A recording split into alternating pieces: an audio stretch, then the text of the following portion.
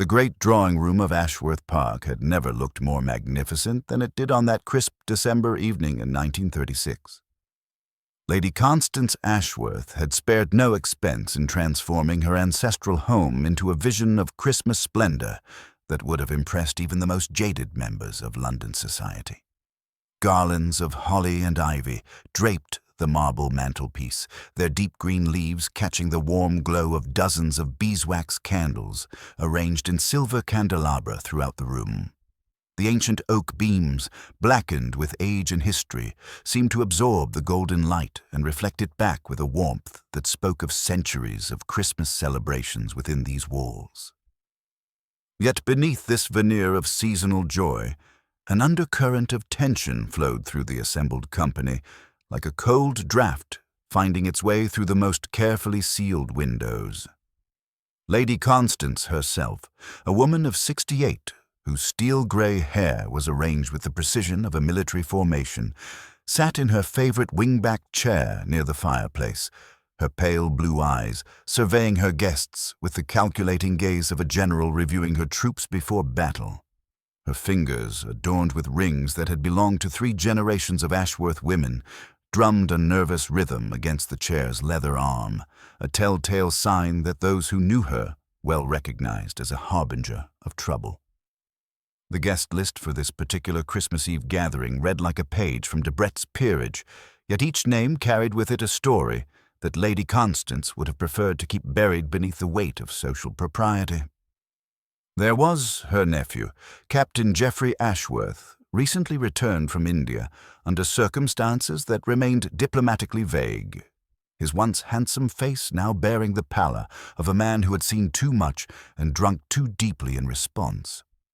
His wife, the former Miss Helena Fairfax, sat beside him with the rigid posture of a woman who had learned to navigate the treacherous waters of a marriage built more on financial necessity than affection. Dr. Marcus Pemberton, the family physician whose discretion had been purchased at considerable cost over the years, occupied his usual position near the French windows, where he could observe both the company within and the grounds without.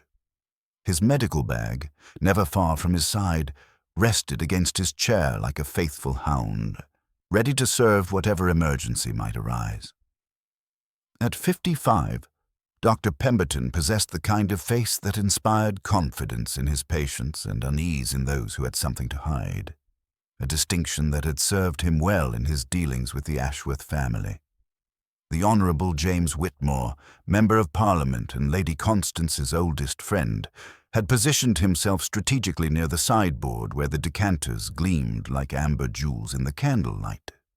His political instincts, honed by decades of navigating the corridors of Westminster, had taught him the value of maintaining easy access to both liquid courage and escape routes. His wife, the former Miss Violet Pembroke, had once been considered the beauty of her generation, though time and disappointment had carved lines around her eyes that no amount of powder could entirely conceal. Mrs. Dorothy Hartwell, the housekeeper whose 30 years of service had elevated her from mere employee to keeper of family secrets, moved through the room with the silent efficiency of a woman who had learned to see everything and reveal nothing.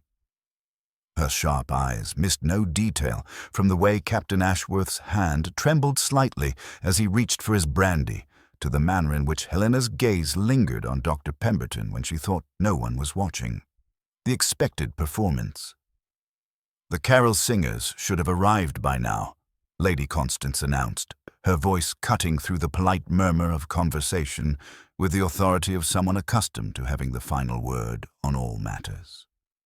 Miss Evelyn Hartwell specifically confirmed that the St. Bartholomew's Choir would arrive at precisely 8 o'clock to perform for us, before continuing their rounds through the village. The mention of Miss Hartwell's name seemed to cast an additional shadow over the room, though the reason remained carefully unspoken. Evelyn Hartwell, the 24-year-old daughter of the village organist, had become something of a fixture at Ashworth Park over the past 6 months, ostensibly to discuss the church's musical programs with Lady Constance, who served as the parish's most generous benefactor. However, Those with eyes to see had noticed the way Captain Jeffrey's attention sharpened whenever her name was mentioned, and the corresponding tightening around Helena's mouth that suggested she had noticed as well. "Perhaps the weather has delayed them," suggested Dr. Pemberton, glancing toward the windows where snow had begun to fall with increasing intensity. "The roads between the village and the park can be treacherous in conditions like these." "Nonsense," Lady Constance replied with characteristic firmness. "Evelyn Hartwell was born and raised in this parish. She knows every lane and footpath between here and the church better than most people know their own gardens. If she said 8 o'clock, then 8 o'clock it should be." James Whitmore consulted his gold pocket watch with the practiced gesture of a man who had spent his career making and breaking appointments. "It's now 20 minutes past 8, Constance. Even allowing for the weather, they should have been here by now." The observation hung in the air like incense, heavy with implications that no one seemed willing to voice directly. Mrs. Hartwell cleared her throat diplomatically and stepped forward from her position near the servants' entrance. "Perhaps I should telephone the vicarage, my lady. Reverend Morrison might know if there's been some change in the evening's arrangements." Before Lady Constance could respond, the sound of rapid footsteps echoed through the marble-floored entrance hall, followed by the urgent ringing of the front door bell. The assembled company exchanged glances, each face reflecting the same mixture of relief and apprehension.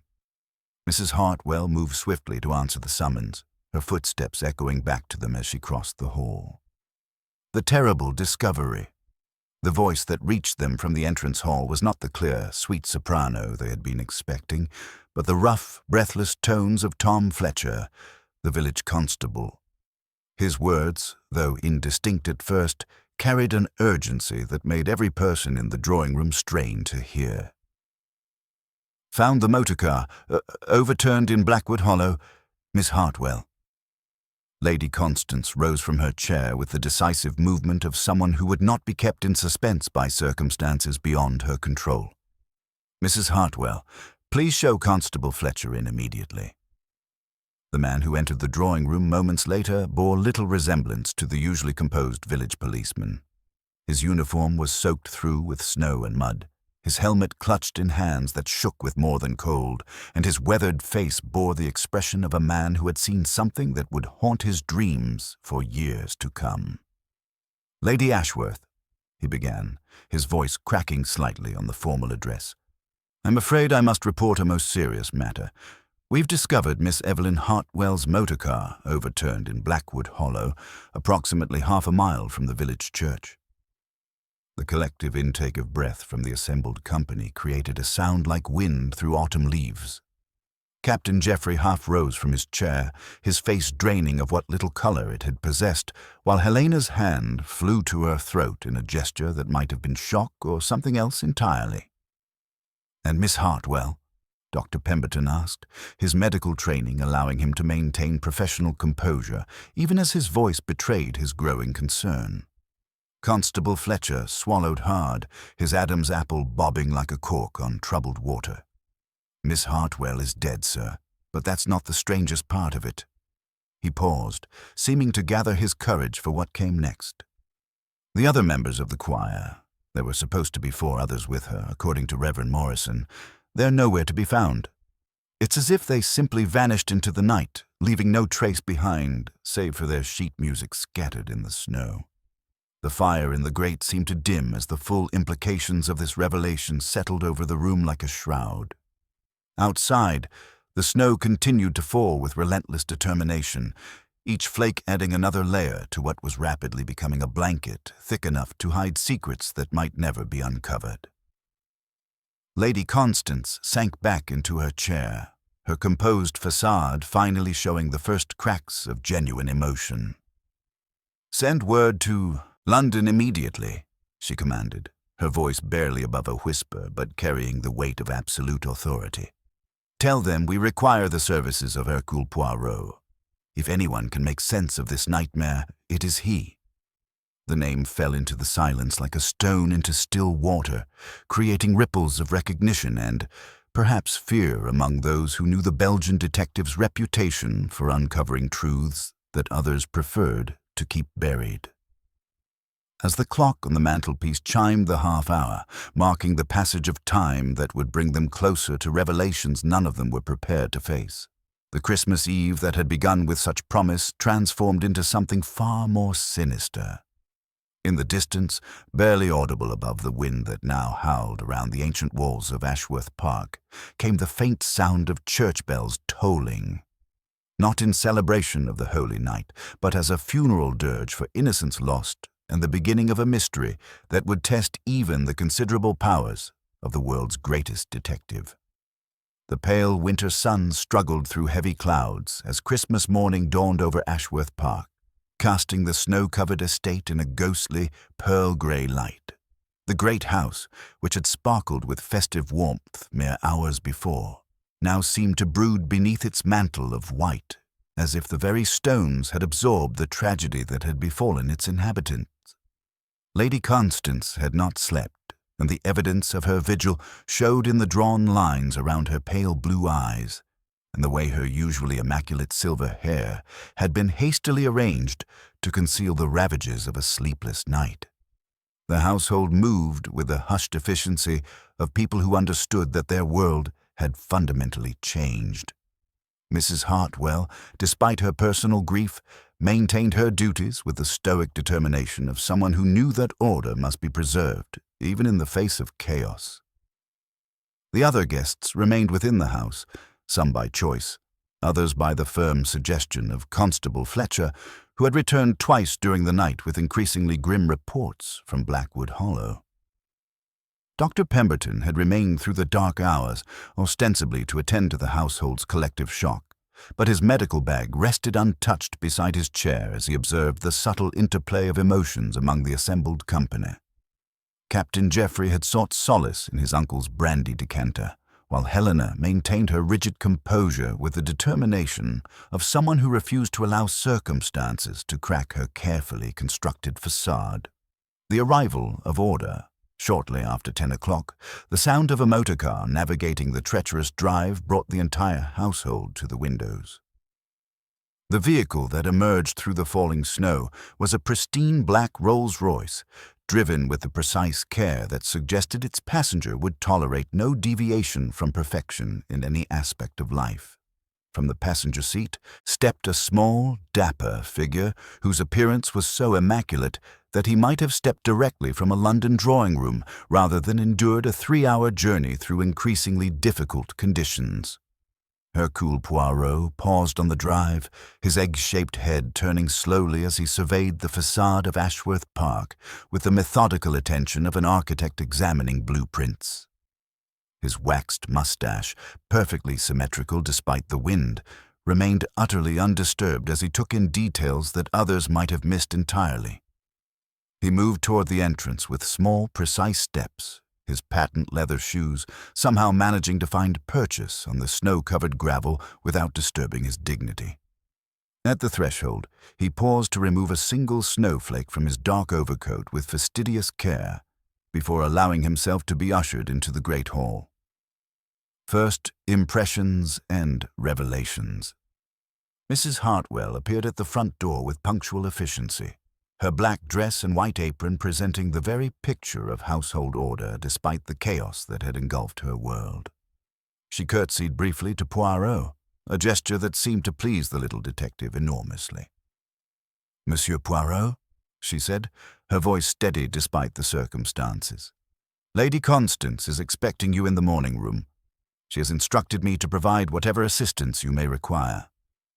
"Merci beaucoup, madame," Poirot replied, removing his hat with a flourish that revealed his perfectly bald head.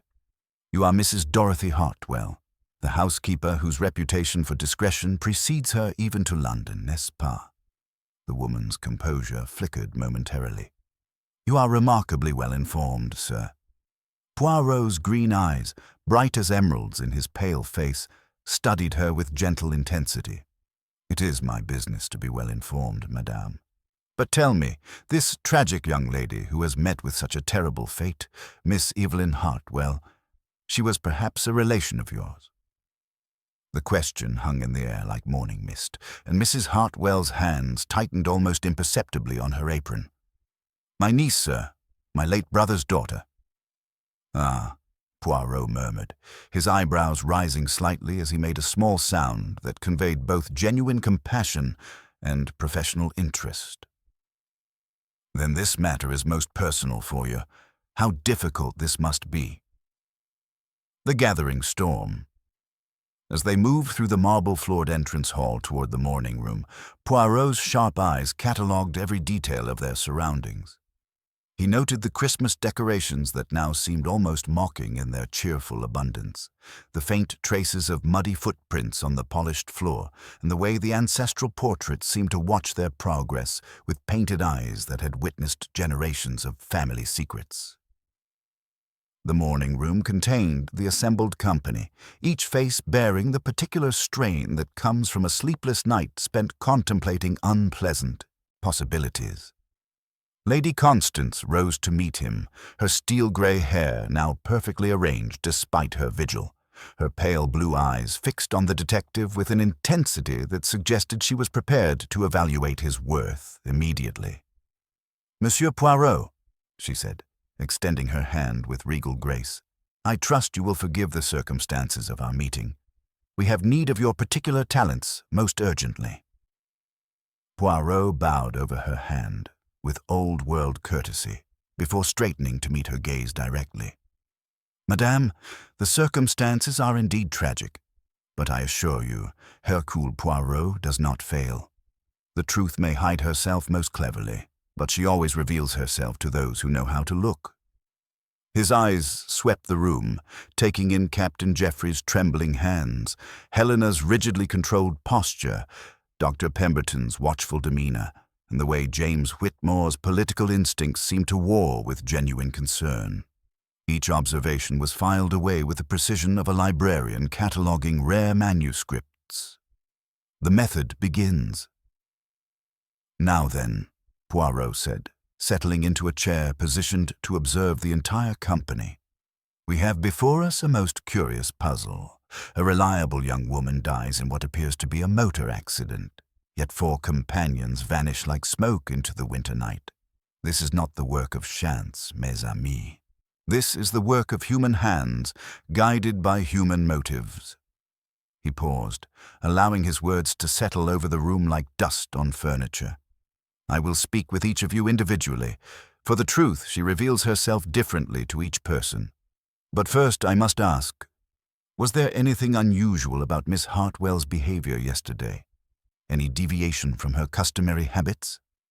The silence that followed was pregnant with unspoken thoughts, and Poirot's mustache twitched with satisfaction. The little grey cells were already at work, and the game was afoot. Poirot established himself in Lady Constance's private study, a room that reflected its owner's character with mathematical precision. Every leather-bound volume stood in perfect alignment, every ornament occupied its designated position on the mahogany shelves, and the massive oak desk bore only those items deemed absolutely essential. The detective positioned himself behind this desk with deliberate calculation, understanding that the psychology of authority would serve his investigation well. Lady Constance entered first, her steel-grey hair now perfectly arranged despite her sleepless vigil, though Poirot's keen eye detected the slight tremor in her otherwise steady hands. She settled into the chair across from him with regal composure, yet her pale blue eyes occasionally drifted toward the frost-covered windows as if seeking escape from the questions she knew must come. "Madame," Poirot began, his voice carrying gentle authority, "you expected Miss Hartwell at precisely 8 o'clock. This was her usual punctuality, oui?" "Evelyn was reliability itself," Lady Constance replied, her fingers drumming that familiar nervous rhythm against the chair's arm. "If she said 8 o'clock, then 8 o'clock it would be. That is why her absence was so immediately concerning." "And during her recent visits to Ashworth Park, did you observe anything unusual in her manner? Perhaps she seemed preoccupied, distracted." Lady Constance's mouth tightened almost imperceptibly. She had been receiving correspondence recently, letters that seemed to disturb her usual composure. When I inquired, she assured me it was merely parish business, but She paused, choosing her words with diplomatic care. Evelyn was not skilled in deception. Her face revealed what her words attempted to conceal. "These letters, madame, did you observe their appearance?" "One arrived yesterday morning, a grey envelope, London postmark." She tucked it hastily into her hymn book when she saw me approaching. Lady Constance's eyes sharpened. I respected her privacy, naturally, but I am not blind to the signs of distress in those under my protection. Captain Geoffrey entered next, his military bearing compromised by the obvious effects of his encounter with the brandy decanter. He moved with the careful precision of a man uncertain of his balance, yet his eyes remained alert with the wariness of someone navigating dangerous territory. "Mon capitaine," Poirot observed, "you have recently returned from India. The adjustment to English society after such service must present certain challenges." Geoffrey's hands gripped the chair arms with unnecessary force. "I fail to see the relevance, Monsieur Poirot." But everything has relevance when we seek to understand the human heart. Tell me, where were you yesterday evening between 7 and 8 o'clock? "Here, with the others, waiting for the carol singers." The answer came too quickly, rehearsed. Though I did step outside briefly, around 7:30, for some air. The drawing room was rather warm. Poirot's eyebrows rose slightly. "And during this brief sojourn, you observed nothing unusual? No sounds of distress from the direction of Blackwood Hollow?" "Nothing at all. The snow was falling quite heavily." Geoffrey's jaw tightened. "I returned well before 8 o'clock. When Helena Ashworth entered, her composure was as perfectly arranged as her dark hair, though Poirot detected the slight tremor in her hands as she smoothed her skirt. She possessed the watchful quality of someone who had learned to observe everything while revealing nothing. "Mrs. Ashworth," Poirot began with old-world courtesy, "you have been most patient during these difficult circumstances. Your husband mentioned stepping outside yesterday evening. Can you confirm the timing of this?" Helena's dark eyes focused on something beyond Poirot's shoulder. "Geoffrey did go out. Yes, but I believe it was closer to 8:30. He mentioned needing air after dinner." Her voice carried careful neutrality. Yet this contradiction with her husband's account hung in the air like incense. "And Miss Hartwell, what impression did she make upon you during her visits?" "She was pleasant enough, though perhaps a bit too free with her attentions." The criticism was delivered with polite venom. "Young people today seem to have different standards. She engaged rather readily in conversation with the gentlemen of the household." Dr. Pemberton arrived with the measured tread of someone accustomed to bearing difficult news. His medical bag rested against his chair like a faithful companion as he settled himself with professional composure. "Doctor," Poirot inquired, "you attended the scene last night. Your medical opinion of the circumstances?" "The hollow is treacherous under the best conditions," Pemberton replied thoughtfully. "Yet Miss Hartwell was an experienced driver, familiar with every lane in the parish. The overturning could have been accidental, but the absence of her companions—" He shook his head. "4 people do not simply vanish into winter air." "Did you know Miss Hartwell in your professional capacity?" "She consulted me in October for sleeping difficulties. I prescribed nothing. Young women should not depend upon chemical solutions for life's natural troubles." His eyes sharpened. "She seemed troubled by something beyond mere insomnia." Mrs. Hartwell entered last, moving with the quiet dignity of someone bearing profound grief, yet maintaining duty above personal sorrow. Her hands, usually so steady in their household tasks, trembled slightly as she settled into the chair. "Madame," Poirot said gently, "your loss is most personal. Yet I must ask, did your niece confide her troubles to you?" "Evelyn was good," Mrs. Hartwell replied simply. "Not pious. Good. She had a notion of rightness that compelled her to act when others might remain silent." Her voice caught slightly. "She disliked secrets, Monsieur Poirot. In a house such as this, that can be a dangerous quality." As the interviews concluded, Poirot remained alone in the study, his egg-shaped head tilted in contemplation. The contradictions were forming patterns now. Geoffrey's shifting timeline, Helena's careful observations, the mysterious letters, and most intriguingly, a young woman whose conscience would not permit her to remain silent about secrets others preferred. Buried. Non, he murmured to himself, straightening his perfectly symmetrical mustache. This was no accident in Blackwood Hollow. This was the work of someone who understood that the most effective way to silence an inconvenient truth is to ensure the truth-teller can never speak again. The pale morning light struggled through the heavy clouds as Poirot stood at the edge of Blackwood Hollow, his small, precise figure silhouetted against the snow-covered landscape.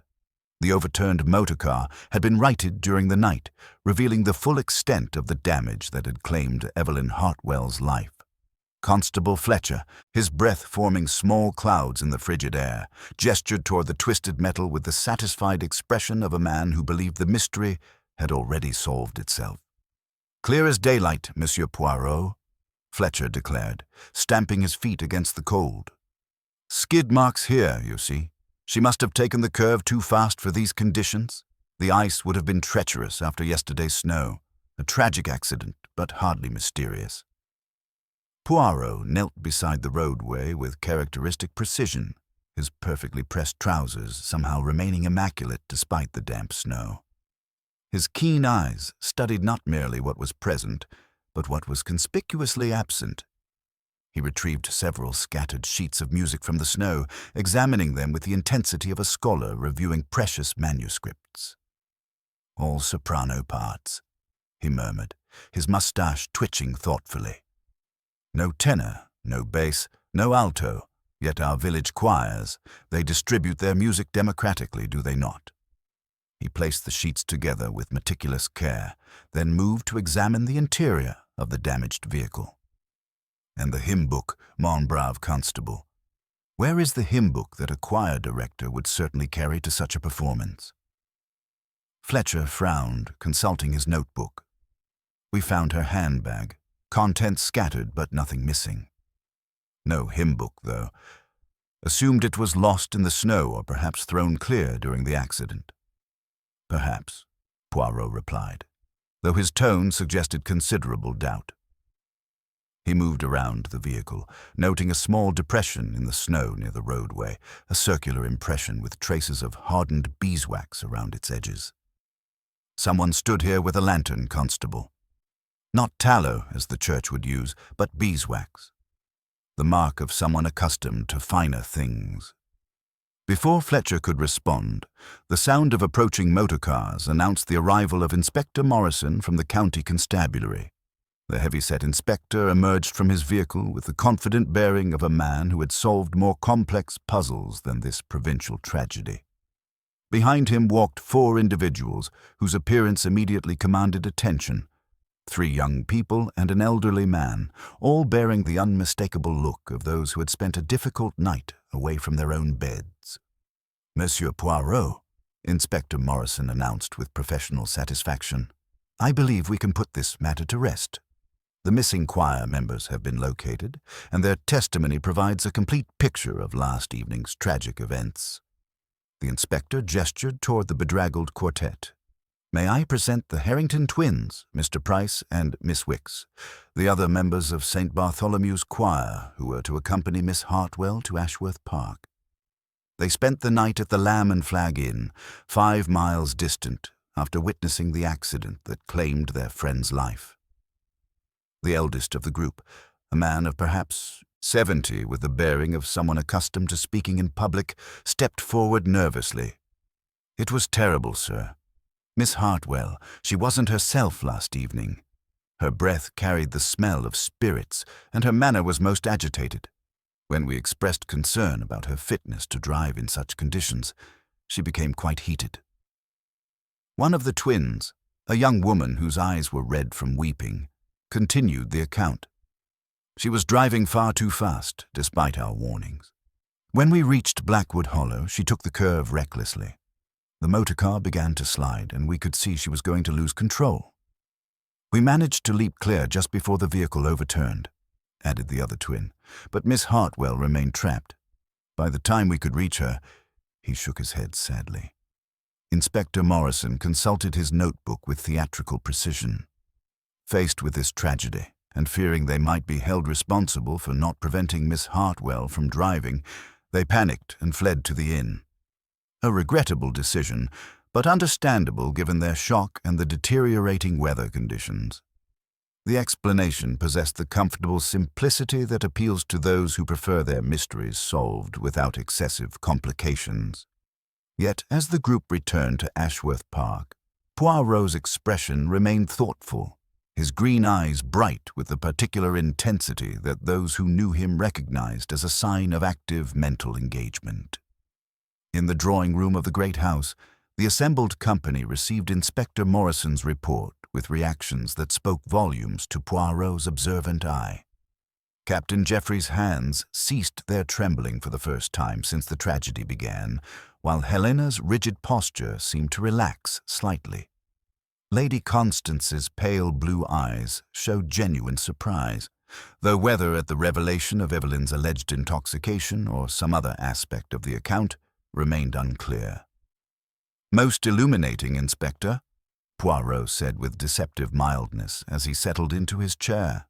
"Yet I confess myself puzzled by certain small details that seem to resist this otherwise admirable theory." Morrison's satisfaction dimmed perceptibly.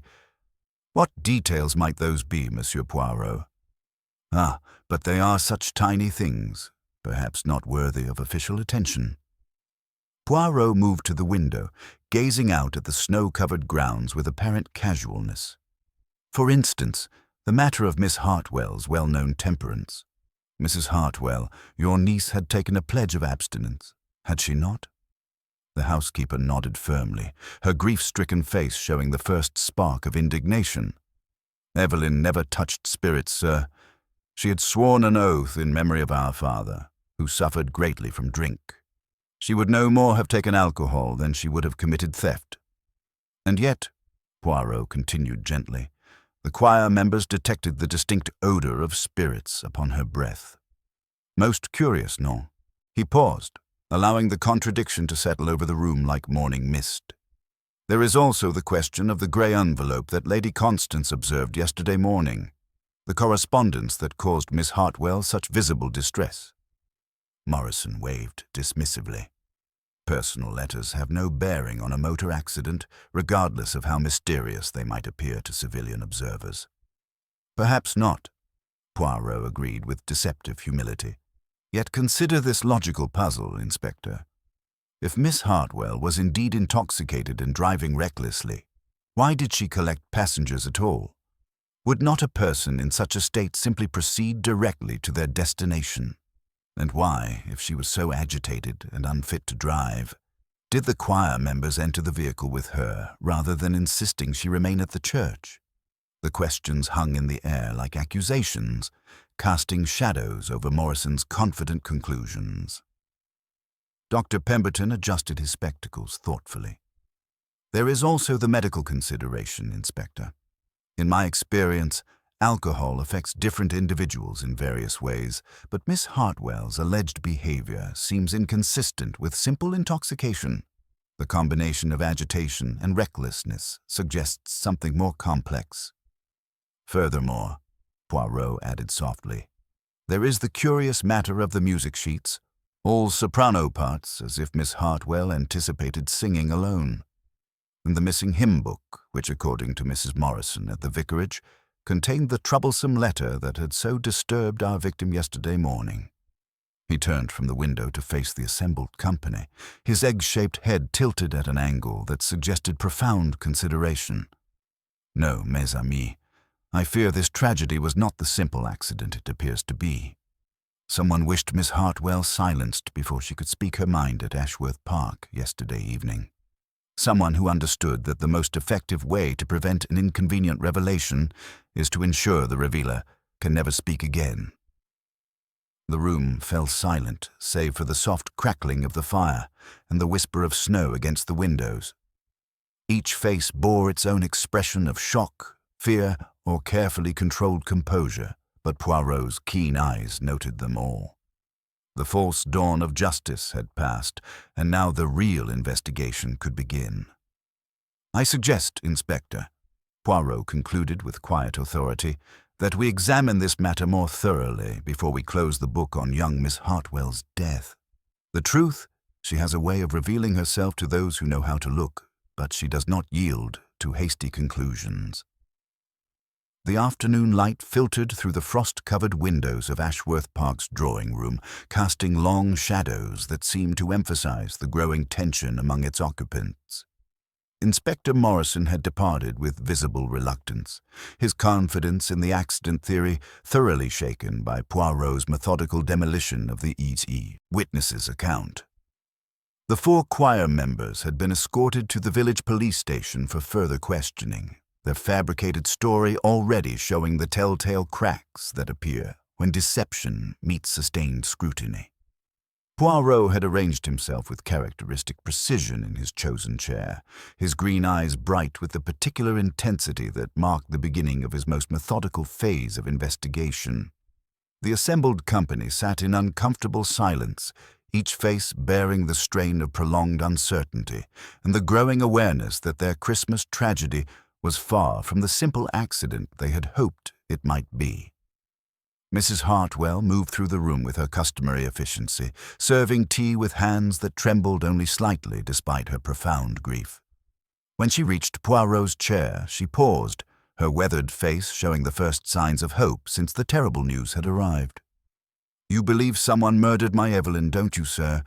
she asked quietly, her voice carrying the desperate need for validation that comes to those who have been told their instincts are wrong. "Madame," Poirot replied with gentle certainty, "I am convinced of it. But we must proceed with method, examining each thread of evidence until the pattern becomes clear." He accepted his teacup with courteous precision. "Tell me, does the house maintain storm lanterns for use on the grounds?" The question seemed innocuous enough, yet Mrs. Hartwell's response carried unexpected weight. "3 lanterns, sir. We keep them in the gun-room corridor, fitted with beeswax candles as my lady prefers for evening walks to the chapel." "And this morning, madame, all 3 remained in their proper places?" A slight hesitation crossed the housekeeper's features. "2 were there, sir. 1 appears to be missing from its hook." The admission fell into the silence like a stone into still water. Captain Jeffrey's teacup rattled against its saucer as his hands began their familiar tremor, while Helena's dark eyes sharpened with what might have been recognition or calculation. "Perhaps I should explain," Jeffrey said, his military bearing compromised by obvious distress. "I mentioned stepping outside last evening. If a lantern is missing, I may have taken it and forgotten to return it properly when the alarm came about Miss Hartwell." "Ah," Poirot murmured, his moustache twitching with interest. "And this would have been at what time, mon capitaine?" 7:30, as I mentioned earlier." "Indeed." Poirot's gaze shifted to Helena's with deceptive casualness. "Mrs. Ashworth, you recall your husband's departure with equal precision." Helena's response came with careful deliberation. "I believe Jeffrey is mistaken about the time. I distinctly remember looking at the mantelpiece clock when he went out. It was closer to 8:30. He had seemed rather agitated after dinner." The contradiction hung in the air like incense, heavy with implication. Dr. Pemberton adjusted his spectacles thoughtfully, while James Whitmore's political instincts seemed to warn him of dangerous currents beneath the surface of this domestic disagreement. Poirot rose from his chair and moved with small, precise steps to examine the gunroom corridor. The empty hook gleamed with traces of golden wax along its curve, evidence of recent use.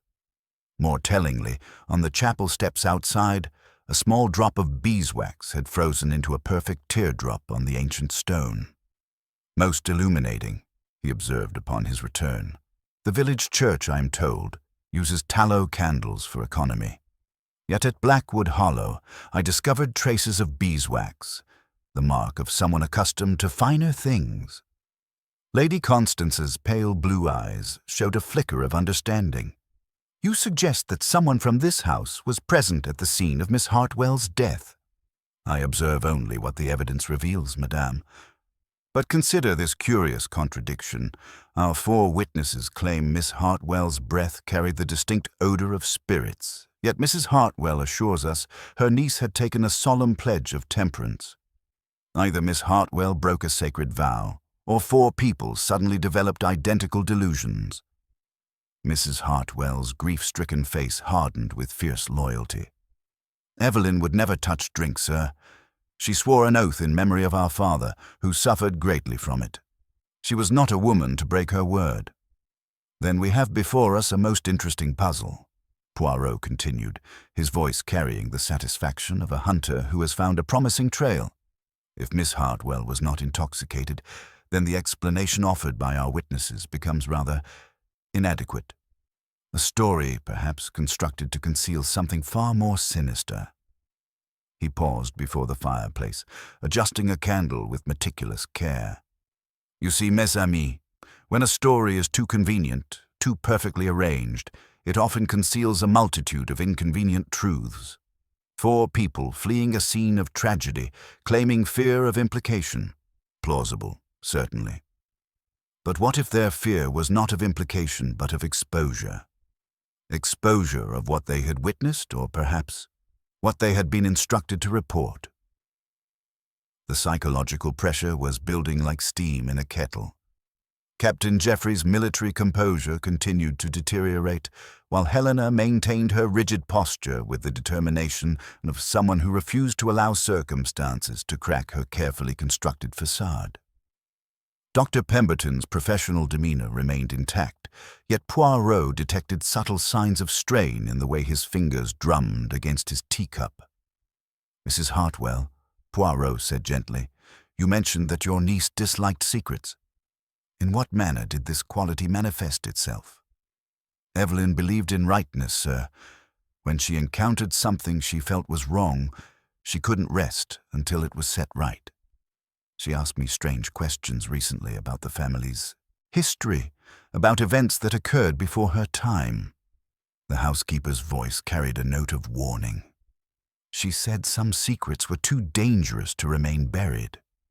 And what manner of secrets might those be? She wouldn't say directly, but she seemed troubled by discrepancies, things that didn't align with the official record. She had a keen eye for such matters, did Evelyn. Too keen, perhaps, for her own good.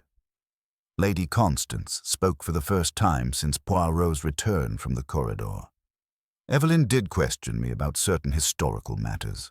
She seemed particularly interested in understanding why some names appeared in certain places, while others were notably absent, despite the family's continued prominence in the community. The observation created a subtle shift in the room's atmosphere, though Poirot noted with professional satisfaction that each person's reaction revealed something of their inner state. James Whitmore's political instincts seemed to war with genuine concern, while Dr. Pemberton's hand moved unconsciously toward his medical bag, as if seeking comfort in familiar tools. Ah, Poirot murmured, his green eyes bright with understanding. And now we begin to comprehend why Miss Hartwell's death required such elaborate staging. It was not sufficient merely to silence her. The method had to appear natural, inevitable, beyond suspicion. For the knowledge she possessed was too dangerous to risk any investigation that might uncover the truth. He moved to the window, gazing out at the snow-covered grounds where evening shadows were beginning to gather. But murder it was, mes amis. Of this, Hercule Poirot is certain, and before this investigation concludes, we shall discover not only who killed Miss Evelyn Hartwell, but why her conscience made her death seem necessary to preserve secrets that some believed should remain forever buried. The fire crackled in the grate as darkness began to claim the winter landscape beyond the windows. Each person in the room understood that they were no longer merely witnesses to a tragedy, but suspects in a carefully planned murder. The web of contradictions was tightening, and Poirot's little grey cells were working with increasing precision to expose the pattern that would ultimately reveal both killer and motive. The Christmas Eve that had begun with such promise had transformed into something far more sinister, and the reckoning was yet to come. The evening shadows stretched across Ashworth Park's drawing room like grasping fingers, each flickering candle casting dancing patterns that seemed to emphasize the growing tension among the assembled company. Poirot had arranged himself with characteristic precision in his chosen chair, his green eyes bright with the particular intensity that marked his most methodical phase of investigation. The fire crackled with deceptive warmth, while outside, the winter wind howled around the ancient walls like a harbinger of revelations yet to come. With the mild air of a man proposing nothing more consequential than ensuring proper household order, Poirot suggested that the outdoor garments worn during the previous evening's activities should be brought to the morning room for proper cleaning and inspection.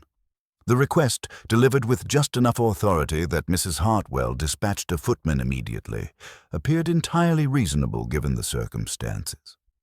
When the coats and cloaks were arranged on chairs near the fire, Poirot busied himself with what appeared to be fastidious attention to detail, the alignment of buttons, the straightness of seams, the removal of various traces left by the previous evening's activities. To the casual observer, his actions seemed merely the fussy behavior of a man obsessed with order and cleanliness. His fingertips paused on the cuff of Captain Jeffrey's greatcoat, where the fabric showed a faint circular impression, as if something cylindrical had rested there recently. On Helena's elegant fur muff, a tiny golden crumb caught his attention. Beeswax, he noted with satisfaction, though he removed it with such delicacy that no one could determine whether he had discovered evidence or merely lint. "It is curious, the human memory," Poirot observed conversationally as he completed his examination, "how it can play such elaborate tricks under pressure. Details become blurred, timelines shift, and what one believes to be truth can sometimes prove to be merely convenient invention." He turned his attention directly to Captain Jeffrey, whose brandy glass trembled slightly in his unsteady hands. "Mon capitaine, your recollection of stepping outside for air last evening seems to differ markedly from that provided by your charming wife. You claim 7:30, while she insists upon 8:30. An hour's discrepancy, quite significant when one considers that Miss Hartwell's death occurred somewhere within that precise time frame." Geoffrey's face flushed a mottled red. "I was distressed, Monsieur Poirot. The exact chime of the clock was hardly my primary concern." "Ah, but Madame your wife recalls the moment with remarkable precision," Poirot continued, his gaze shifting to Helena. "Such specificity suggests the timing held particular significance. Perhaps you noticed something specific at that moment. A sound from outside, a particular shadow." Helena's rigid composure showed the first signs of strain. "Only the wind and snow, Monsieur Poirot. Everything was quite muffled by the weather conditions." "Indeed, the elements can be most effective accomplices to human endeavor." Poirot moved with small, precise steps to the center of the room, where he could observe every face. "But let us consider what we have learned about our victim's character and recent activities. Mrs. Hartwell, you mentioned that your niece had been studying parish records, noticing certain inconsistencies. Could you elaborate on the nature of these discrepancies?" The housekeeper's weathered hands clasped before her with visible tension. "Evelyn had been examining the documentation of births and deaths over the past 20 years, sir. She couldn't understand why some records appeared to have been altered, while others seemed to be missing entirely. She said it was as if someone had been systematically changing the official history of our community." The revelation fell into the silence like a stone into still water, creating ripples of recognition and fear among the assembled company. Lady Constance's pale blue eyes sharpened with what might have been understanding or calculation, while Dr. Pemberton's hand moved unconsciously toward his medical bag. "Parish records," Poirot mused, his mustache twitching with professional interest. "The official documentation of life's most significant events: birth, marriage, death. If such records were to be systematically altered, it would require someone with considerable authority and access, as well as the cooperation of those responsible for maintaining them." He paused, allowing the implications to settle over the room like morning mist. But why would such alterations be necessary? What secrets could be so dangerous that they required the falsification of official documents spanning 2 decades? Dr. Pemberton adjusted his spectacles with visible discomfort. Surely we should focus on concrete evidence rather than engaging in psychological speculation, Monsieur Poirot. Ah, but doctor, you mistake the nature of my method. The physical evidence tells us what occurred, but only psychology, the understanding of human nature, can reveal why it occurred. And in this case, the why is everything. Poirot moved closer to the assembled company, his small figure somehow commanding absolute attention. Consider the elaborate nature of this crime. The staging of the accident, the fabricated testimony of 4 witnesses, the missing hymn book containing correspondence that disturbed Miss Hartwell so greatly. All of these elements point to a carefully orchestrated plan designed not merely to silence our victim, but to ensure that her death would appear entirely natural and inevitable. He turned to face James Whitmore directly. Monsieur, your political experience has taught you the value of managing information, has it not? When a scandal threatens, the most effective response is often to control the narrative before it can develop. Whitmore's political instincts seemed to war with genuine discomfort. I hardly see how my professional experience relates to this tragedy, Monsieur Poirot. Everything relates, mon ami, when we seek to understand the criminal mind. The story concocted by our 4 witnesses of Miss Hartwell's alleged intoxication and reckless driving was designed not merely to deflect blame, but to justify her death, to make it seem an inevitable consequence of her own poor judgment rather than the result of deliberate murder. The psychological pressure was building with mathematical precision. Helena's carefully maintained composure showed increasing strain, while Captain Jeffrey's military bearing continued to deteriorate under the weight of scrutiny. You see, Poirot continued with gentle relentlessness, Miss Hartwell's conscience would not permit her to remain silent about what she had discovered in those parish records. The grey envelope that arrived yesterday morning contained perhaps the final piece of evidence she needed to confirm her suspicions. Someone in this room knew that she intended to reveal her discoveries during the Christmas Eve gathering. He paused, his green eyes bright with the satisfaction of a hunter who had found a promising trail. Someone who understood that the most effective way to prevent an inconvenient revelation is to ensure the revealer can never speak again. Someone with access to the house's storm lanterns, knowledge of Miss Hartwell's habits and routes, and both the motive and means to arrange her death in a manner that would appear accidental. Mrs. Hartwell spoke through her grief with fierce determination. Evelyn believed in rightness, sir. She said some secrets were too dangerous to remain buried, that people had the right to know the truth about their own lives and families. And therein lay her danger, Poirot observed quietly. For there are those who believe certain truths are too dangerous to be revealed, regardless of the moral imperative to do so. The fire crackled in the grate as the winter wind howled around the ancient walls. Each face bore its own expression of fear, guilt, or carefully controlled composure, but Poirot's keen eyes catalogued them all. The net was tightening with inexorable precision, and the moment of final revelation was drawing closer. The truth, mes amis, is a stubborn creature, Poirot concluded, his voice carrying the quiet authority of absolute certainty. She may be buried, disguised, or slandered, but she always finds a way to surface. And when she does, the consequences can be most inconvenient for those who preferred her to remain hidden. The clock on the mantelpiece chimed the 1/4 hour, its delicate sound marking the passage of time that brought them closer to revelations none of them were prepared to face. The Christmas Eve that had begun with such promise had transformed into something far more sinister, and the reckoning was yet to come.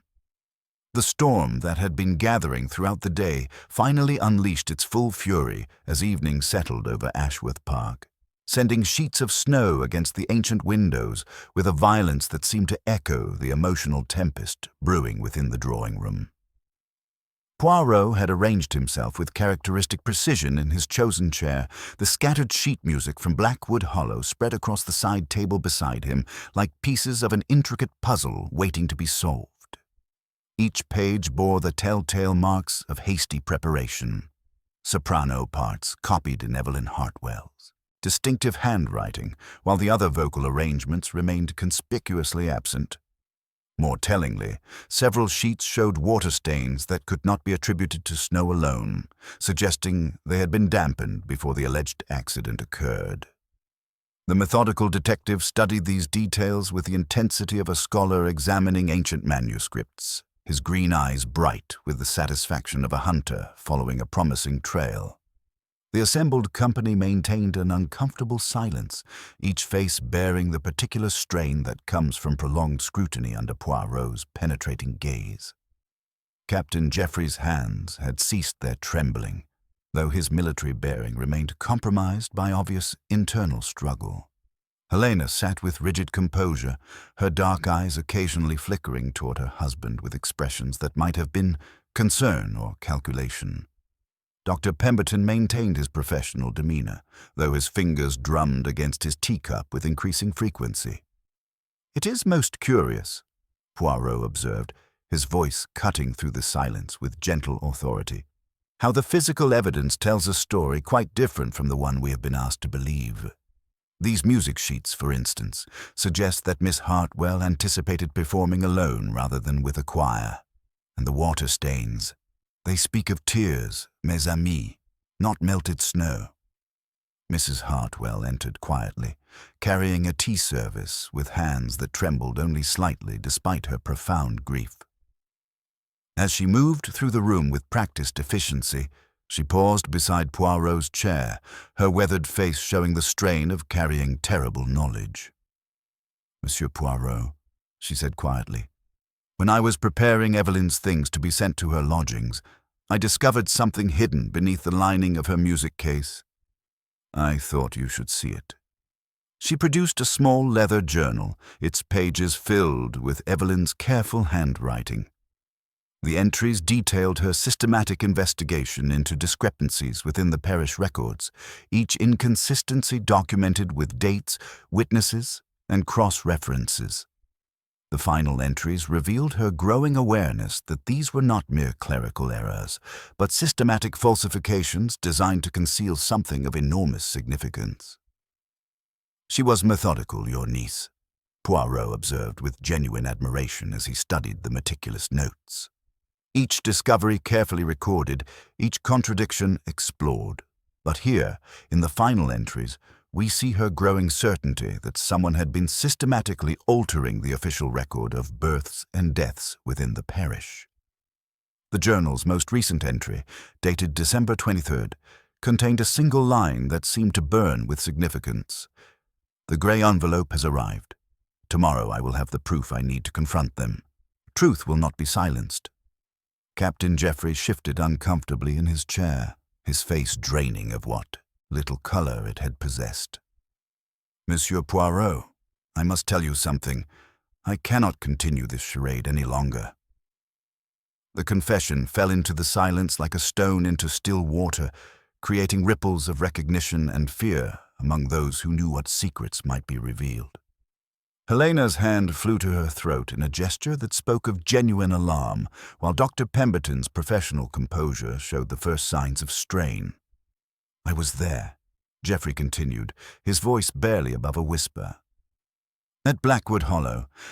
I had arranged to meet Miss Hartwell before she came to the house. She had sent word that she needed to speak with me privately about something she had discovered." Poirot's mustache twitched with interest, though his expression remained one of patient attention rather than surprise. "And what occurred during this clandestine meeting, mon capitaine?" "When I arrived, she was already there, waiting in her motor car. But she wasn't alone." Geoffrey's hands began their familiar tremor as he continued. "There was someone else with her, someone I couldn't identify clearly in the darkness and snow. They were arguing, their voices raised despite the wind." "And you observed this confrontation without intervening?" The question struck Geoffrey like a physical blow. "I was a coward, Monsieur Poirot. I watched from the shadows as they struggled. Miss Hartwell tried to start the motor car, but her companion prevented her. In the struggle, the vehicle went off the road. Yet you remained silent when the authorities arrived. allowing them to believe it was an accident. I was terrified they would think I was responsible. My reputation is already damaged by the circumstances of my return from India. Another scandal would have destroyed what little remained of my life. Poirot studied the broken man before him with the clinical interest of a physician examining symptoms. And what of the 4 choir members who provided such convenient testimony about Miss Hartwell's alleged intoxication? I don't know how they were convinced to lie, but their story served to close the matter quickly. No one wanted to look too closely at what had really happened. Mrs. Hartwell's grief had transformed into something harder and more determined. "Then you know who killed my Evelyn?" Geoffrey's response came with the bitter taste of self-recrimination. "I saw their silhouette, heard their voice, but the storm made clear identification impossible. All I can tell you is that it was someone Miss Hartwell knew well enough to meet privately. Someone whose secret was worth killing to protect." Poirot rose from his chair and moved with small, precise steps to examine the gun-room corridor once more. The missing storm lantern had been returned to its hook, but traces of golden beeswax remained on the metal, evidence of recent use.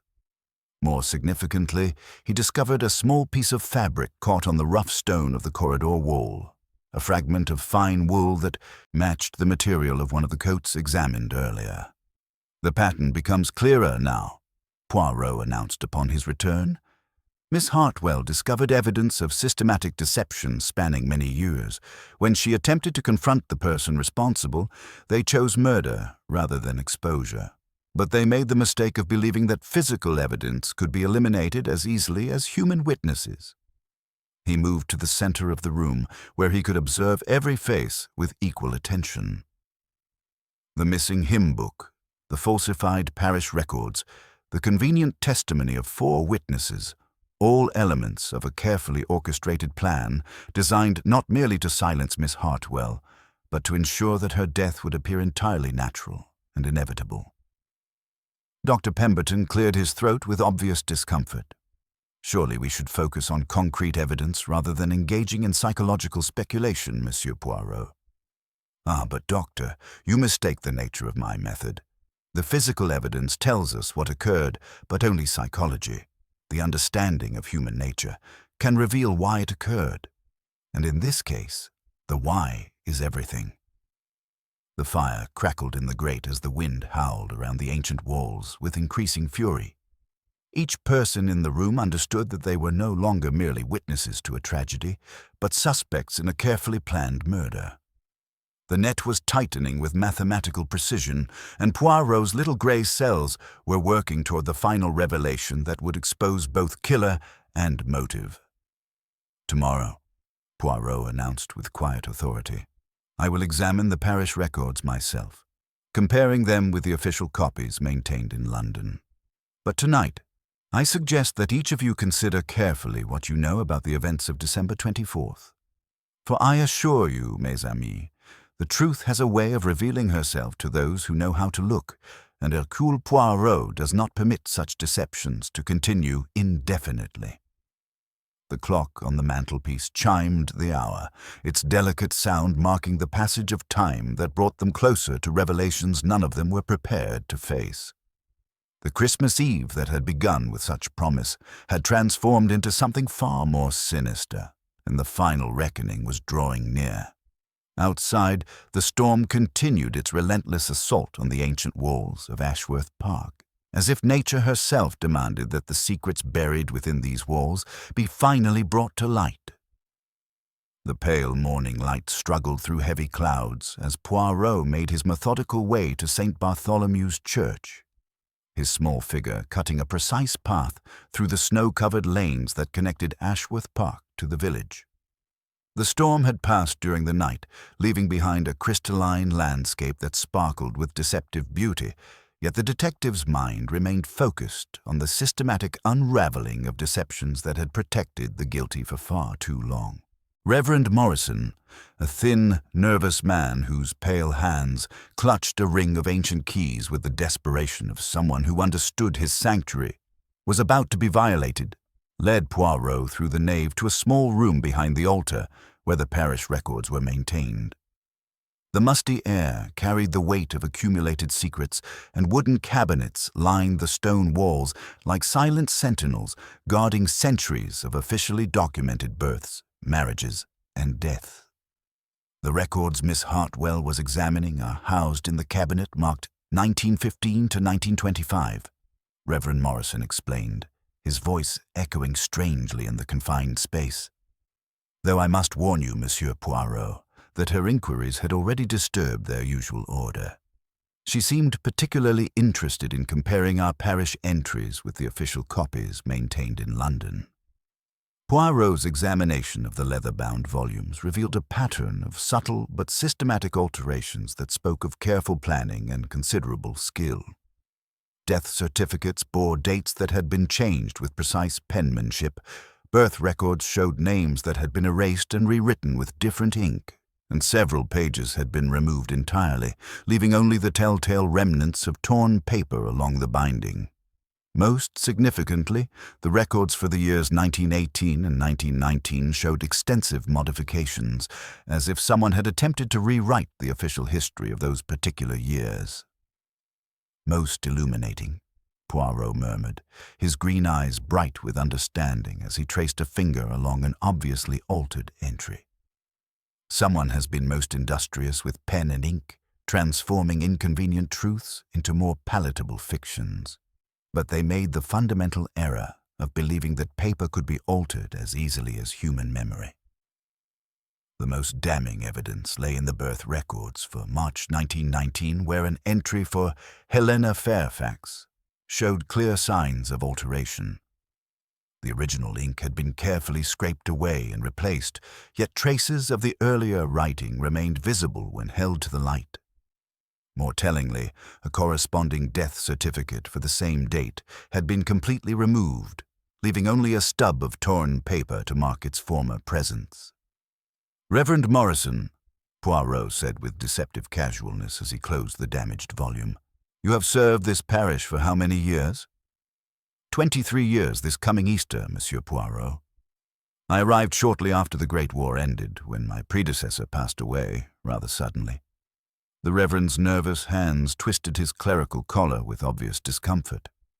I confess that certain arrangements were already in place when I assumed my duties, certain understandings regarding the discretion expected of the Church's servants in matters concerning prominent families. The admission hung in the air like incense, heavy with implication. Poirot's mustache twitched with professional satisfaction as another piece of the puzzle fell into place with mathematical precision. The conspiracy extended beyond mere document alteration to include the systematic corruption of those entrusted with maintaining the official record of the community's most significant events. Upon their return to Ashworth Park, Poirot found the household maintaining the brittle facade of normalcy that often precedes the final collapse of carefully constructed deceptions. Mrs. Hartwell moved through her duties with mechanical precision, her grief having transformed into something harder and more determined. The assembled company bore the collective weight of sleepless nights and growing awareness that secrets long buried were about to be exposed to the harsh light of truth. Dr. Pemberton occupied his customary position near the French windows, his medical bag resting against his chair like a faithful companion. Yet Poirot's keen eye detected subtle changes in the physician's demeanor. The man's fingers drummed against his teacup with increasing frequency. His gaze avoided direct contact with certain members of the company, and most tellingly, a faint discoloration on his cuff suggested recent contact with ink or chemical substances. Doctor, Poirot began with gentle authority as the company gathered for their midday meal, your medical practice has served this community for many years. You have attended the births and deaths of several generations, maintaining your own professional records that would naturally complement those kept by the parish. Indeed, Monsieur Poirot, medical ethics require accurate documentation of all professional activities. Dr. Pemberton's response came with careful deliberation, though his professional composure showed increasing strain. Then perhaps you could assist me in resolving certain discrepancies I've discovered. For instance, the birth certificate of Helena Fairfax, dated March 15, 1919, appears to have been systematically altered, while the corresponding death certificate for the same date has been removed entirely from the parish records. The observation struck the assembled company like a physical blow. Helena's rigid composure finally showed the first cracks of genuine fear, her dark eyes darting between her husband and Dr. Pemberton with expressions that spoke of shared knowledge and mutual vulnerability. Captain Jeffrey's face drained of what little color it had possessed, while Lady Constance's pale blue eyes sharpened with what might have been understanding or long-suppressed recognition. Such ancient history seems hardly relevant to Miss Hartwell's tragic accident, Dr. Pemberton replied, though his voice carried less conviction than his words suggested. "Ah, but, Doctor, you mistake the fundamental nature of this investigation," Poirot continued with quiet authority. "Miss Hartwell died precisely because she had discovered the truth about those altered records. Someone in this room knew that she intended to reveal her discoveries during the Christmas Eve gathering, and they chose murder rather than face the consequences of exposure." He moved to the center of the room with small, precise steps, positioning himself where he could observe every face with equal attention. The systematic falsification of parish records spanning over 2 decades required not merely access to the documents, but the active cooperation of those responsible for maintaining them.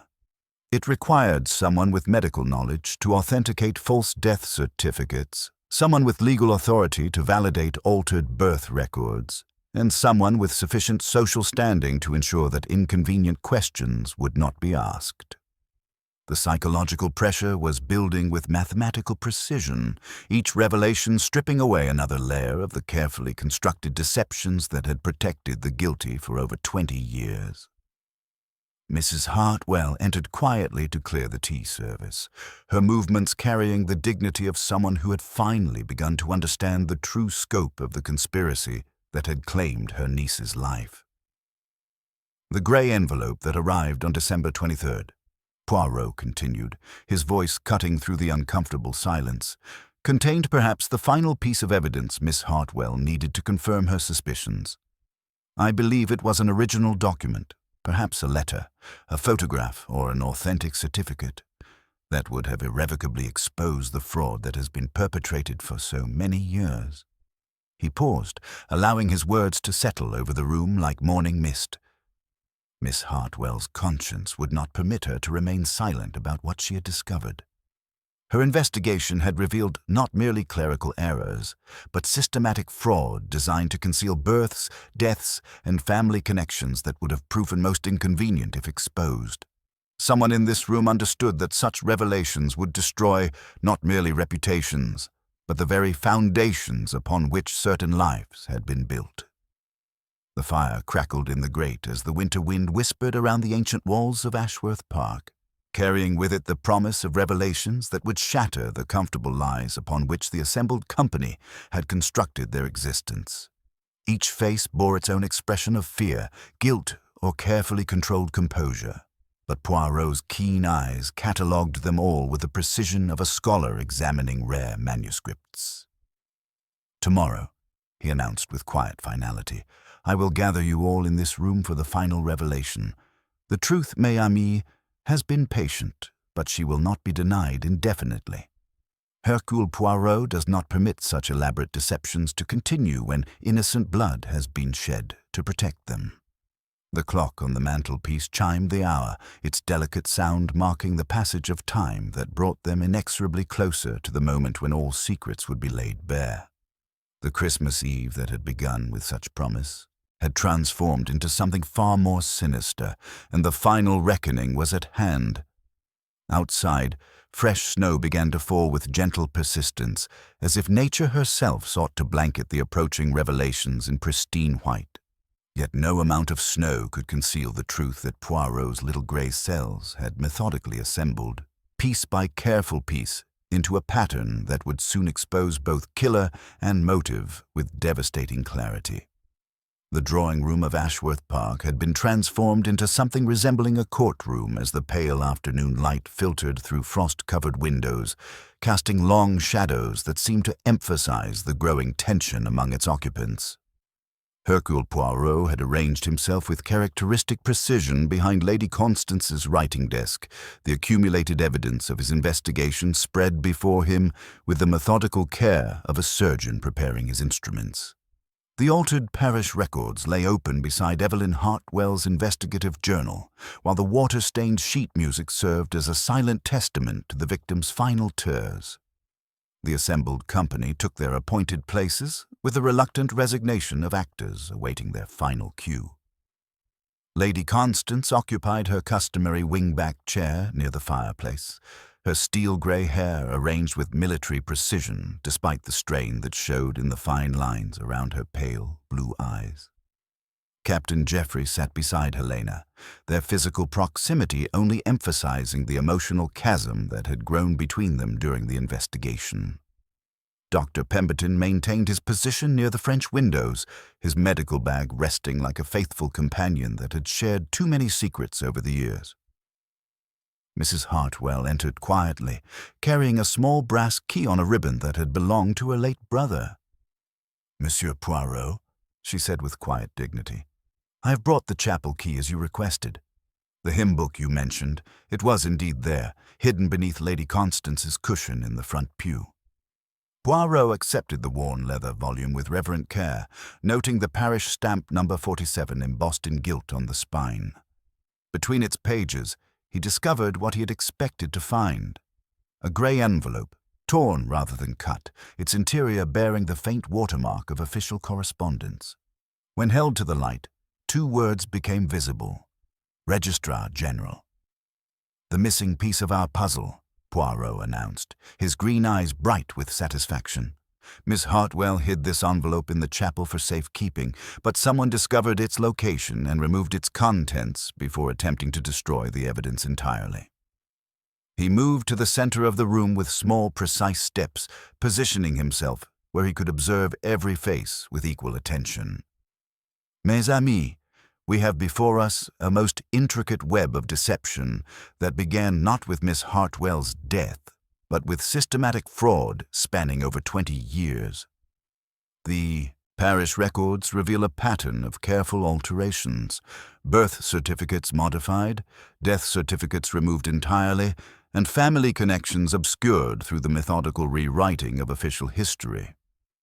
The psychological pressure was building with mathematical precision as Poirot continued his methodical presentation.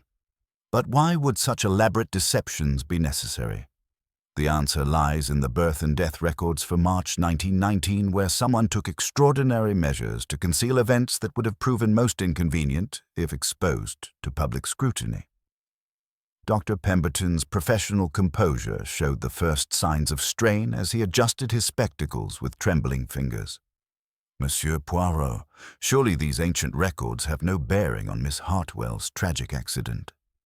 "Ah, but doctor, that is where you are mistaken," Poirot replied with gentle authority. "Miss Hartwell died precisely because she had discovered the truth about those altered records. Her systematic investigation revealed not mere clerical errors, but deliberate fraud designed to protect secrets that someone believed were too dangerous to expose." He produced the small leather journal that chronicled Evelyn's meticulous research. In this journal, our victim documented every discrepancy, every alteration, every missing page. She noted particularly the years 1918 and 1919, when extensive modifications were made to conceal births, deaths, and family connections that would have destroyed carefully constructed reputations. The fire crackled in the grate as Poirot moved closer to the assembled company, his voice carrying the quiet authority of absolute certainty. The grey envelope that arrived on December 23rd contained the final piece of evidence Miss Hartwell needed to confirm her suspicions. I believe it was an original document, perhaps a birth certificate or death record, that would have irrevocably exposed the fraud that has been perpetrated for over 2 decades. Mrs. Hartwell's weathered face hardened with fierce determination. Evelyn said some secrets were too dangerous to remain buried, that people had the right to know the truth about their own lives and families. And therein lay her mortal danger, Poirot observed quietly. Someone in this room understood that such revelations would destroy not merely reputations, but the very foundations upon which certain lives had been built. When Miss Hartwell arranged to meet this person at Blackwood Hollow, she believed she was confronting them with evidence that would compel them to make amends. Instead, she encountered someone who had already chosen murder rather than exposure. Captain Jeffrey's military bearing finally collapsed completely under the sustained pressure. I was there, Monsieur Poirot. I saw the struggle, heard the raised voices. But I was a coward. I watched from the shadows as they fought over something Miss Hartwell clutched in her hands. The missing hymn book, which contained the grey envelope, Poirot confirmed. Your mysterious companion succeeded in obtaining it during the struggle, but not before Miss Hartwell had hidden the empty envelope in the chapel as insurance against her own death. He moved to examine the storm lantern that had been returned to its hook in the gun-room corridor, noting the traces of golden beeswax that remained on the metal.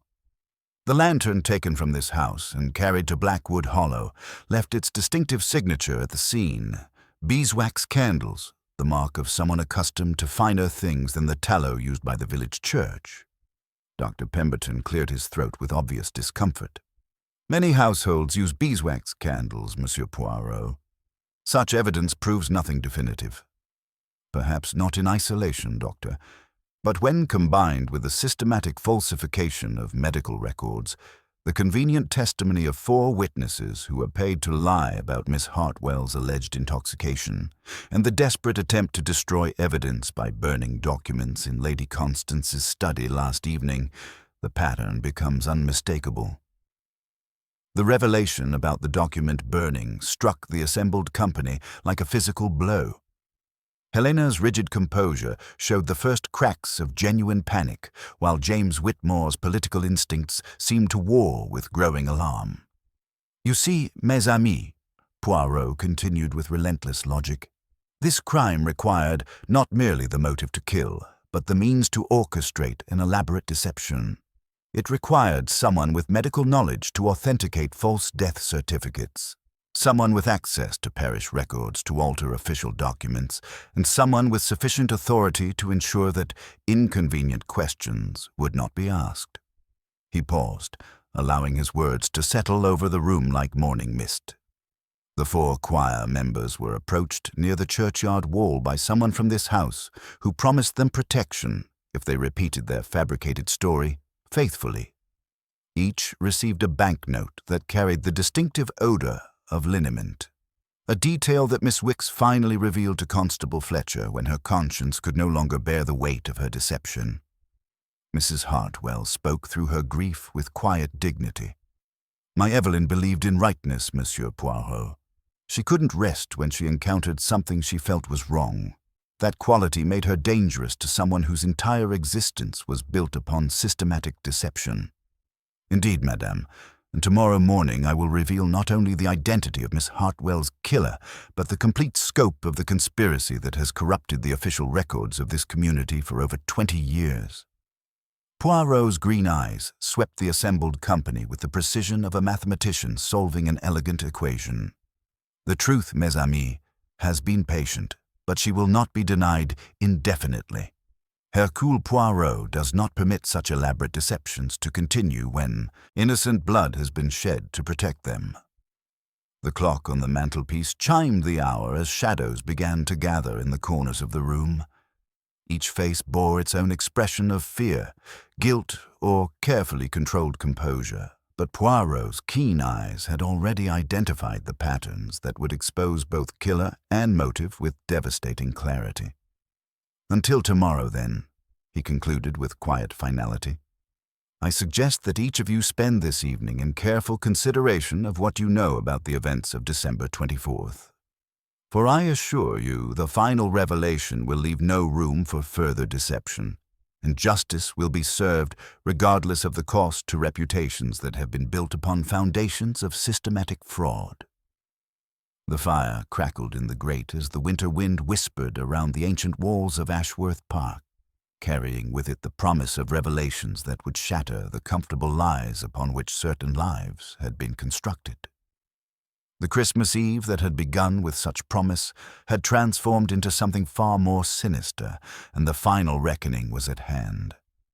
The drawing room of Ashworth Park had been transformed into a tribunal of truth as the pale afternoon light filtered through frost-covered windows, casting long shadows that seemed to emphasize the weight of revelations yet to come. Hercule Poirot had positioned himself with characteristic precision before the great fireplace, the accumulated evidence of his investigation arranged with the methodical care of a master craftsman displaying his finest work.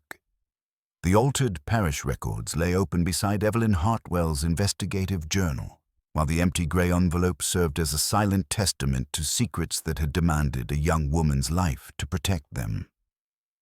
The assembled company took their appointed places, with the reluctant resignation of actors awaiting their final cue. Lady Constance occupied her customary wing-back chair, her steel-grey hair arranged with military precision, despite the strain that showed in every line of her aristocratic features. Captain Geoffrey sat beside Helena, their physical proximity only emphasizing the emotional chasm that had grown between them during the investigation. Dr. Pemberton maintained his position near the French windows, his medical bag resting like a faithful companion that had shared too many dark secrets over the years. Mrs. Hartwell entered quietly, her weathered face bearing the dignity of someone who had finally begun to understand the true scope of the conspiracy that had claimed her beloved niece's life. Behind her walked Inspector Morrison, his confidence in simple solutions thoroughly shaken by Poirot's methodical demolition of every convenient explanation. The web of deception revealed. "Mes amis," Poirot began, his voice carrying the quiet authority of absolute certainty, "we gather this morning to conclude a most complex investigation, one that began with the apparent accident of a young woman, but has revealed a web of deception spanning over 20 years. The truth, she has been patient, but she will not be denied indefinitely." He moved with small, precise steps to the center of the room, where he could observe every face with equal attention. Miss Evelyn Hartwell died because she had discovered systematic fraud in the parish records, alterations designed to conceal births, deaths, and family connections that would have destroyed carefully constructed lives if exposed to public scrutiny. The fire crackled in the grate as Poirot produced the altered parish record he had examined at St. Bartholomew's Church. The birth certificate of Helena Fairfax, dated March 15, 1919, shows clear signs of systematic alteration. The original ink was carefully scraped away and replaced, yet traces of the earlier writing remain visible when held to the light. More significantly, the corresponding death certificate for the same date was removed entirely from the parish records. Dr. Pemberton's hands trembled as they gripped his teacup, the professional composure he had maintained for decades, finally beginning to crack under the weight of Poirot's relentless logic. "You see," Poirot continued, his green eyes bright with the satisfaction of a puzzle finally solved, "the 4 choir members who provided such convenient testimony about Miss Hartwell's alleged intoxication were paid to lie. Each received a banknote that bore the distinct odor of liniment, a detail that Miss Wicks finally revealed when her conscience could no longer bear the weight of deception." He turned his penetrating gaze directly upon the village physician. "Doctor, your medical bag has been a faithful companion in both healing and deception. The liniment that scented those banknotes came from your surgery, just as the systematic alterations in the parish records required your medical authority to authenticate false death certificates." The heart of the mystery Poirot moved closer to Helena, whose rigid composure had begun to show the first cracks of genuine fear. But the true heart of this mystery lies not in medical fraud, but in a deception so profound that it required the complete rewriting of official history. Madame, you have lived under the name Helena Fairfax for over 20 years, yet that is not the name you were born with, is it? The silence that followed was pregnant with 20 years of carefully maintained lies. Helena's dark eyes showed the desperate calculation of someone whose entire existence was about to be exposed as an elaborate fiction. The grey envelope that arrived on December 23rd, Poirot continued with gentle relentlessness, contained an original birth certificate from the Registrar General in London, authentic documentation that proved beyond doubt that Helena Fairfax died on March 15, 1919, during childbirth. The woman who has lived under her name since that date is actually Margaret Thornfield, a servant girl who bore Helena's illegitimate child and assumed her identity to escape the scandal of unwed motherhood. The revelation struck the assembled company like a physical blow. Captain Jeffrey's face drained of all color as the full implications became clear, while Lady Constance's pale blue eyes showed recognition of truth she had long suspected but never dared to voice. The child, Poirot observed with mathematical precision, was registered as Helena's legitimate offspring, allowing him to inherit the Fairfax fortune and eventually marry into the Ashworth family. But Miss Hartwell's investigation threatened to expose not merely the identity fraud, but the systematic corruption that had enabled it to continue for over 2 decades. The moment of truth, Dr. Pemberton's professional facade finally collapsed completely as he sank deeper into his chair. "She was going to destroy everything," he whispered, his voice barely audible above the crackling fire. 20 years of careful work, ruined by one idealistic young woman who couldn't understand that some truths are too dangerous to reveal. "And what gave you the right to make that determination, Doctor?" Mrs. Hartwell asked, her grief having transformed into something harder and more determined. "What gave you the right to decide that my Evelyn should die to protect your lies?" Poirot's mustache twitched with professional satisfaction as another piece of the puzzle fell into place. Miss Hartwell arranged to meet Dr. Pemberton at Blackwood Hollow on Christmas Eve, believing she could persuade him to confess voluntarily rather than face public exposure. She took the storm lantern from the gun-room corridor, beeswax candles, the mark of someone accustomed to finer things than the tallow used by the village church. The detective moved to examine the evidence one final time, but instead of finding a man willing to make amends for past deceptions, she encountered someone who had already chosen murder rather than disgrace. In the struggle for the hymn book containing the damning evidence, the motor car was forced off the road. When Dr. Pemberton realized Miss Hartwell was dead, he completed his crime by arranging for the 4 choir members to provide false testimony about her alleged intoxication. Justice at last, Dr. Pemberton's confession came with the bitter taste of defeat. "I couldn't let her destroy Margaret. Helena. She had suffered enough as a servant girl, bearing a child out of wedlock. When Helena Fairfax died in childbirth, I saw an opportunity to give both mother and child the life they deserved, free from the stigma of illegitimate birth." "A noble sentiment, perhaps," Poirot replied with gentle authority. "Yet it required decades of systematic fraud and ultimately cost an innocent young woman her life. When Miss Hartwell's conscience would not permit her to remain silent about what she had discovered, you chose murder rather than face the consequences of your deception." Helena, Margaret Thornfield, spoke for the first time since her true identity had been revealed, her voice carrying the weight of 20 years of carefully maintained lies.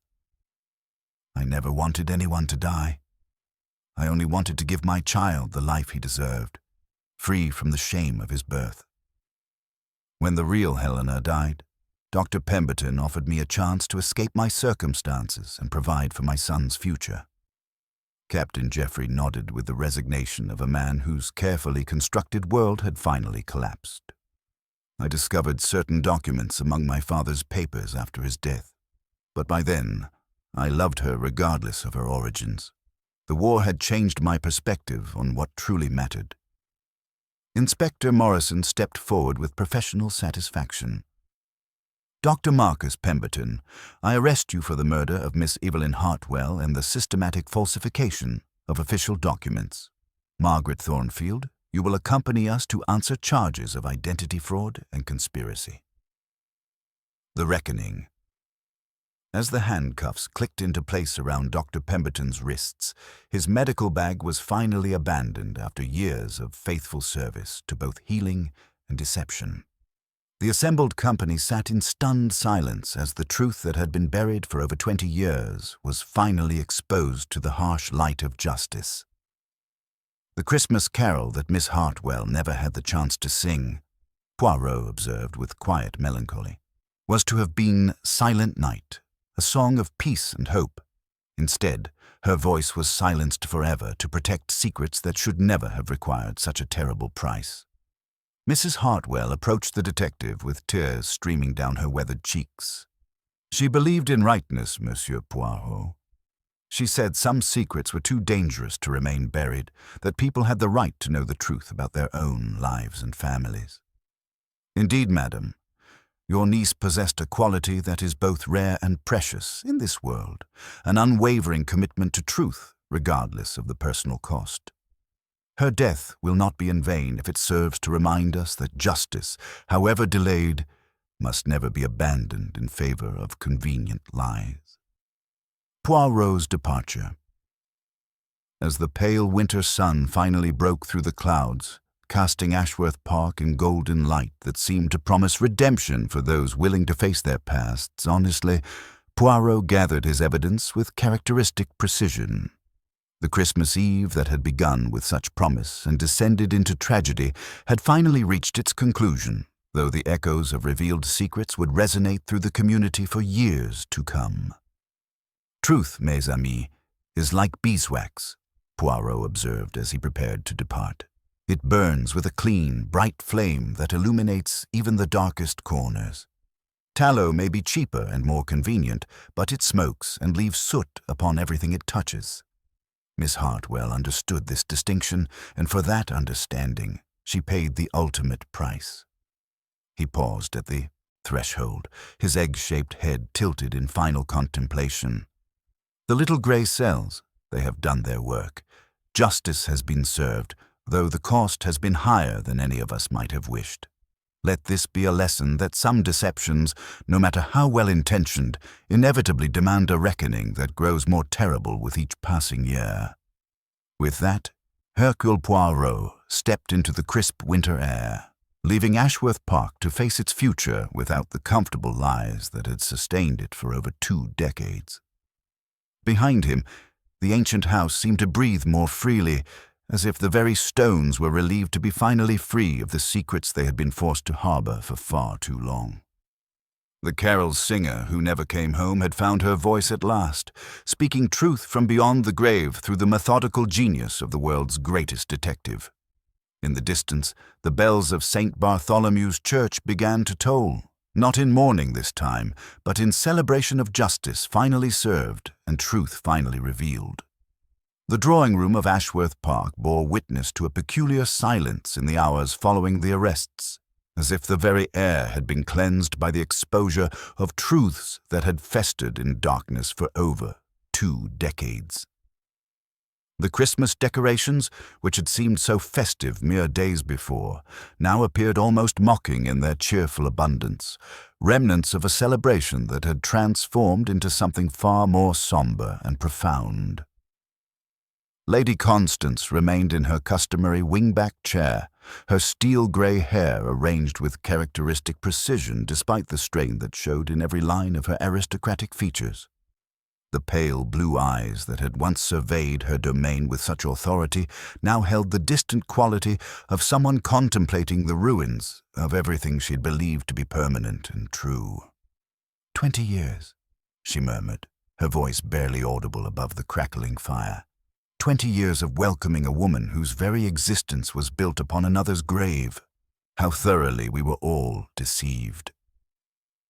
Mrs. Hartwell moved through the room with renewed purpose, her grief for Evelyn now tempered by the fierce satisfaction of seeing justice finally served. The weight of terrible knowledge that had burdened her for so long had been lifted, replaced by the dignity of someone who had witnessed truth triumph over elaborate deception. "My lady," she said quietly, "deception succeeds only when good people choose to see what they wish to see rather than what stands before them. You welcomed Margaret Thornfield because she made Captain Geoffrey happy. That speaks well of your character, not poorly. Captain Geoffrey sat slumped in his chair like a man whose entire understanding of himself had crumbled to dust.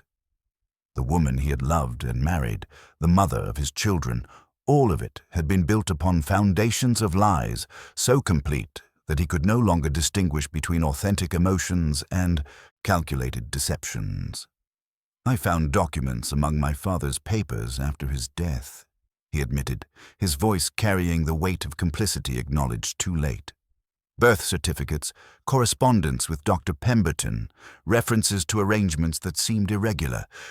But by then, I loved her regardless of her origins. The war had changed my perspective on what truly mattered. James Whitmore rose stiffly, his political instincts screaming for distance from the unfolding scandal. "The newspapers will destroy us all when this becomes public," he said bluntly. "A respected physician committing murder, systematic falsification of parish records, a prominent family living with false identity for decades. There will be no containing such damage." "Perhaps," Lady Constance replied with surprising calm, "that is exactly what we deserve. Evelyn Hartwell died because we all chose comfortable lies over inconvenient truths. If scandal is the price of her justice, we must pay it with whatever dignity remains to us." The afternoon light began to fade as the assembled company contemplated the strange mixture of relief and devastation that follows the resolution of long-standing mysteries. Truth had been revealed and justice served, yet the cost had been higher than anyone might have anticipated. Mrs. Hartwell paused in her duties to gaze toward the village church, where St. Bartholomew's bells had finally ceased their mournful tolling. "She would have forgiven them all, you know," she said quietly. "My Evelyn believed people could choose to do better even after they had done wrong. She would have preferred confession and redemption to exposure and punishment." Yet when confession was not forthcoming, Lady Constance observed with bitter clarity, exposure became the only path to justice. Dr. Pemberton chose murder rather than face the consequences of his deceptions, forfeiting any claim to the mercy your niece might have shown. Captain Geoffrey rose with the careful movements of someone who could no longer trust his own balance. "I must write to the children," he said, his voice heavy with the burden of a father who would have to explain that their mother's very existence had been built upon another woman's grave. "They have the right to know the truth about their heritage, however difficult." "Indeed," Lady Constance agreed with characteristic decisiveness. "The time for protecting people from inconvenient truths has passed. If we have learned anything from this tragedy, it is that secrets, however well-intentioned, inevitably demand a reckoning that grows more terrible with each passing year." As evening settled over Ashworth Park, the assembled company began to understand that they were witnessing not merely the conclusion of a mystery, but the beginning of a different way of living. The comfortable lies that had sustained them had been stripped away, leaving them to face truths that would require courage to acknowledge and wisdom to integrate into whatever remained of their lives. The carol singer, who had never come home, had finally delivered her message, though it had taken Hercule Poirot's methodical genius to translate her silence into revelations that would transform everyone she had touched. In death, Evelyn Hartwell had achieved what she might never have accomplished in life: the complete exposure of systematic deception and the establishment of justice for those wronged by others' preference for convenient lies over inconvenient truths. The bells of St. Bartholomew's Church began to toll once more as darkness claimed the winter landscape, but this time their sound carried notes of hope rather than mourning. Truth had been revealed, justice had been served, and those who remained could begin the difficult work of building new lives upon foundations more solid than the elaborate deceptions that had finally crumbled into dust. Outside, fresh snow began to fall with gentle persistence, as if nature herself sought to provide a clean slate upon which the future might be written with greater honesty than the past had allowed.